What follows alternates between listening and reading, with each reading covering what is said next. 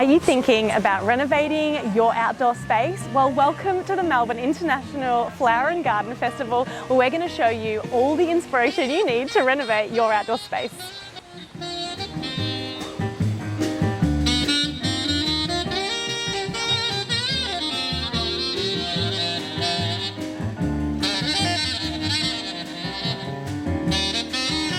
One of the best parts about the Melbourne International Garden Festival are the display areas, so let's check them out. I'm here with Matt with his show garden, and he won second guild, was it? That's correct, yes. Really amazing, so congratulations. Thank you. Do you mind telling us a bit about your show garden? Sure. So I'm a landscape architect. This garden's titled In Ratio with Africa, which we're doing some work in Africa at the moment, and we've been observing, particularly in Kenya, just how efficient their small gardens are and their communal gardens. So that's part A. We were really keen to share that story back with the flower show in Melbourne. Part B was that our garden, the client for our show garden is Melbourne at 8 million people. So the idea there was to present a garden. Our gardens are going to get smaller, but the responsibility of them in terms of habitat, as a pollinator, in terms of urban cooling, has significantly and will grow with those numbers. So we wanted to showcase a garden that could still perform in that smaller setting and take those cues from Africa but apply it in an Australian native context. So cool. And you were telling us a little bit about this bird hotel. Yeah. Could you explain a little bit about that? I can. So the bird motel was an idea that the garden design, again with that city at 8 million, the view is that our gardens are a mosaic of habitats through the city. So we wanted to create a sculpture that was quite vertical but that would be functional. So the bird motel can nest 4 nests with perches. We've got a bird bath on top.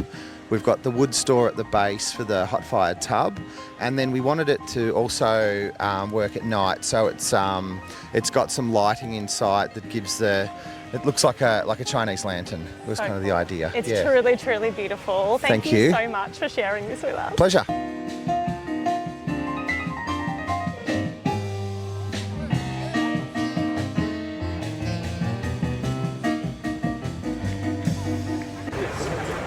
Apart from the glorious LED lights underneath that grate for this little pond here, I really enjoy how the porcelain pavers have that really lovely texture to them, which adds a little bit of something to the design as opposed to just your standard pond or something like that.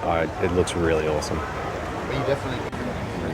This is our absolute dream grapevines. If you've been following our grapevine journey, you'll know the possums love our grapevines, but this trellis at the top, or this grate at the top, has given us the perfect idea, and we might do that one at our house. Stunning. The garden behind me is best in show. It is such a gorgeous show garden. It has different forms and structures, that beautiful tension between the hardscaping and the landscaping. It's absolutely stunning. It uses heaps of native plants and has the beautiful pool with the ducks swimming around it. It's so cute. Absolutely gorgeous.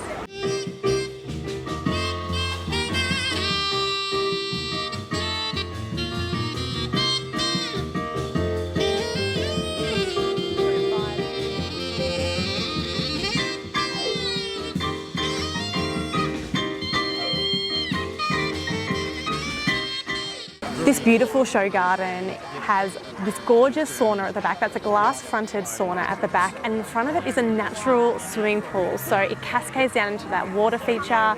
There's a natural swimming pool that is surrounded by native planting to keep that water filtered. It is absolutely glorious.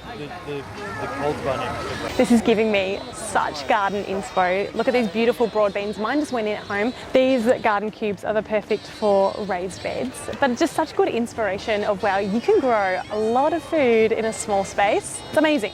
Look at all this veg. This is an absolute dream. I want this garden. I just want it. Now, some of the lengths that these guys go to building some of these structures, like this is a complete pergola system, and it's got this like amazing Italian tile on top of it.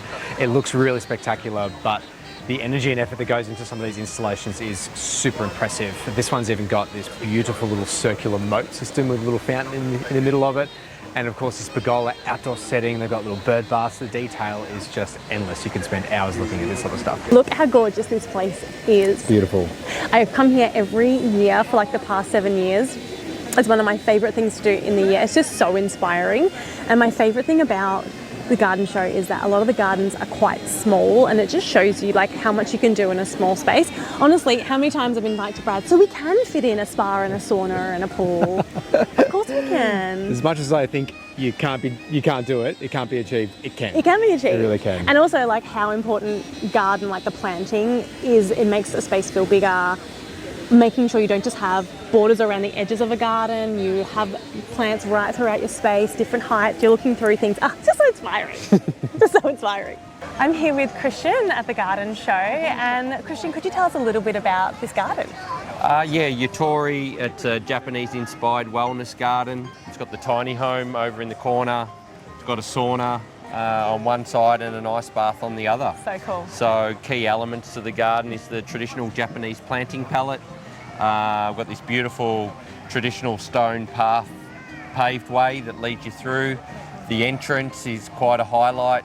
Yep. The back wall with the asphalt shingles on both is a really great highlight. The raked river sand in the middle just allows the garden to breathe, and then with the wellness kind of approach, it just emphasised that void and that emptiness that we need in our mind with the busyness of day-to-day living. Yeah. And then we've got some running water and this water lily pond at the front. Thank you so much. It's absolutely gorgeous. We see a lot of like movement to wellness in these gardens. Like I feel like it's on everybody's mind. So it's perfect. Dream gardens. Thank you so much. Thank you.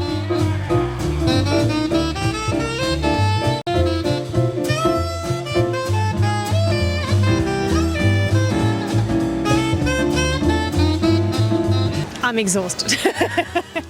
Souvlaki was delicious. Yes, the jazz music was fantastic. The jazz music is so much fun. Like the vibe here is really beautiful. It does start to get very, very busy in the afternoon. So my hot tip would be to come in the morning. When it first opens, you get like a little bit of leeway with the crowds. But there's a lot to see. We are exhausted, so it's time for a coffee.